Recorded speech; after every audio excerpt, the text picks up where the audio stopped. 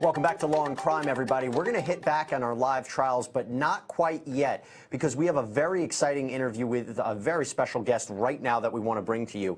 Right now joining us is Ron Lowy. This is the former attorney for Cesar Sayoc, the man who is accused of mailing 14 pipe bombs to prominent critics of President Donald Trump. And we want to get an inside perspective into Mr. Sayoc. So, Mr. Lowy, thank you so much and welcome to Law and Crime. Good morning. So we know that you've known Mr. Sayoc for quite some time. I believe you said 16 years. We spoke in the break. When you saw the news update and you saw him being implicated in this alleged scheme to mail 14 bombs, were you surprised at this? I was shocked. It was not like Mr. Sayoc to actually commit any type of violent offense. And if, in fact, he is guilty of these offenses, it is totally outside his character. But have you ever seen anything in your experience with him, any signs that he exhibited some sort of dislike for people, any kind of violence towards people, anything of wanting to hurt people, anything like that? The closest offense for which he was charged, and I represented him on 4 different occasions, the closest is when he was operating a laundry shop and they turned off his electricity, the local power company, for non-payment. At that time, he called them, and on the telephone, he was very angry and frustrated, and he blurted out, "I bet if I were to deliver a bomb to your building, you would turn my electricity on real quick." And they hung up on him. They sent the police. The police conducted an investigation. It appeared to be simply a spontaneous statement that was done out of frustration. He's someone that does have difficulty controlling his emotions, but he's not someone that would appear to be able to carry out a true terrorist activity. He seemed very immature in all my dealings with him. He was very polite, but always very immature, childlike. He didn't seem to have the skills, the competency to really create an operating bomb. As a matter of fact, if he is the one that sent these packages, my understanding is they didn't even have triggering devices. Whether they didn't have triggering devices intentionally or whether he just didn't have the competency to understand how to make such a device, I can't answer.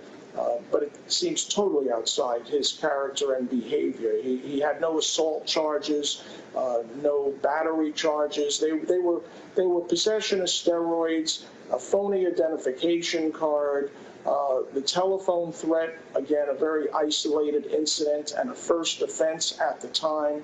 And the prosecutor, the judge, and myself all looked at him and came to the same opinion that he just was someone who was immature for his age and needed some monitoring, and they put him on a year probation. When you read about him, I was trying to understand if is it so much his support for President Trump. Is it the idea of his politics that he likes, or was it the idea that he sees something in President Trump that maybe he didn't have in his background? We talked a little bit about his interesting social behavior. Was there something that he latched onto? Well, it helps to understand a little bit about him. When I first met him, he came into my office with a scrapbook and wanted to show pictures of himself with wrestling stars, exotic dancers, bodybuilders, and he had pictures of himself in there as well, bodybuilding. It was important for him to seek acceptance wherever he went. And historically, his father left and abandoned him when he was very young, when he was 6 years old. And he then created this identity that he was a Seminole Indian, when in fact he has no Seminole blood whatsoever. And he would create these personas of what he thought you wanted him to be. And I believe that over the years, he continued to look for acceptance somewhere, and he finally found it in the group that I consider the outlying support, the people who never feel part of, the people who were angry at not just government, but society for being outcasts. And I think he found a he found a spokesman in Donald Trump. I think the message of Donald Trump calls to all those that feel that they've been disenfranchised or they've been forgotten or they've been disrespected. And President Trump is also giving these people someone to blame, the media and the Democrats. And those are the exact people that these devices were apparently sent to.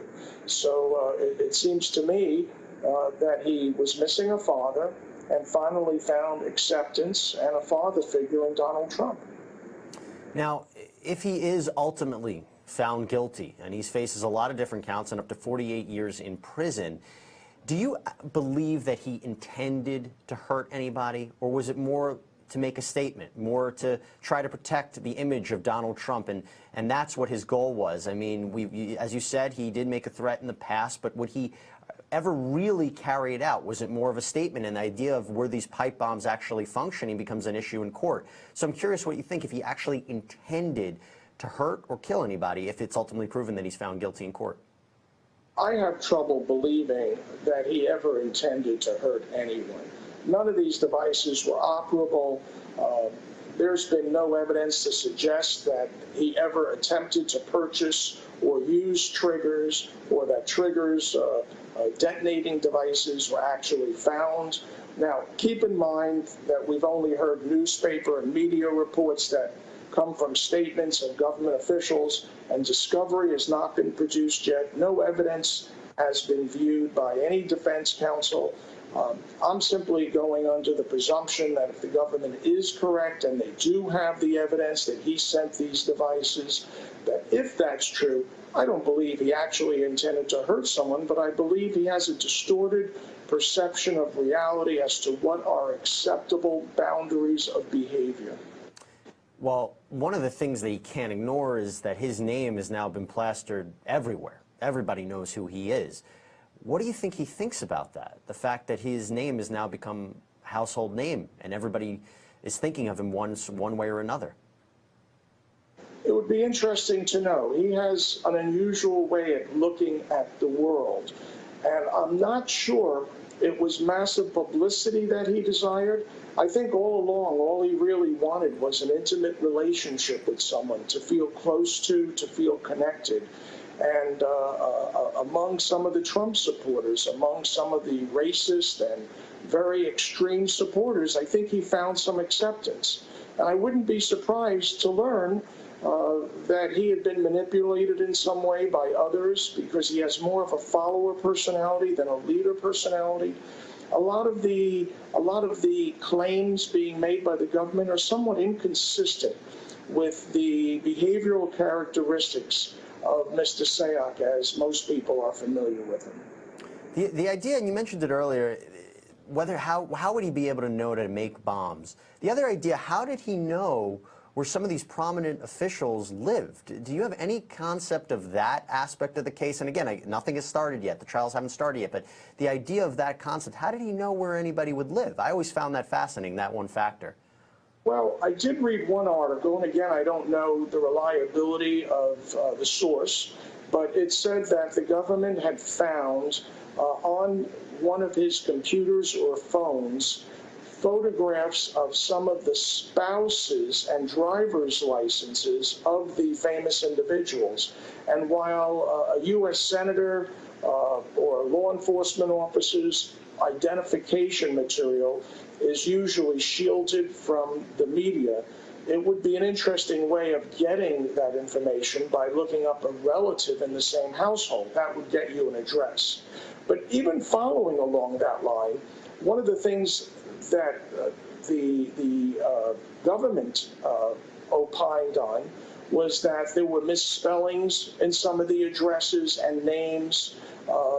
The return address and name of Congressman Wasson and Schultz was misspelled. Certain packages didn't make it to the intended location and had to be returned. So it didn't show a tremendous amount of accuracy, and it doesn't show someone that truly could believe they could even get away with this. I mean, if you look at it, they narrowed down their suspect within 48 hours of receiving some of the first packages. And they claim they did that because of fingerprints and DNA. It doesn't seem like a very sophisticated, well-thought-out crime. You're raising some interesting issues that will be probably presented in court. And hey, who knows, maybe we'll cover it here on Law and Crime. But Ron Lowy, thank you so much for joining us. We really appreciate your perspective, and we hopefully have you back here on the program. You're welcome. Thank you.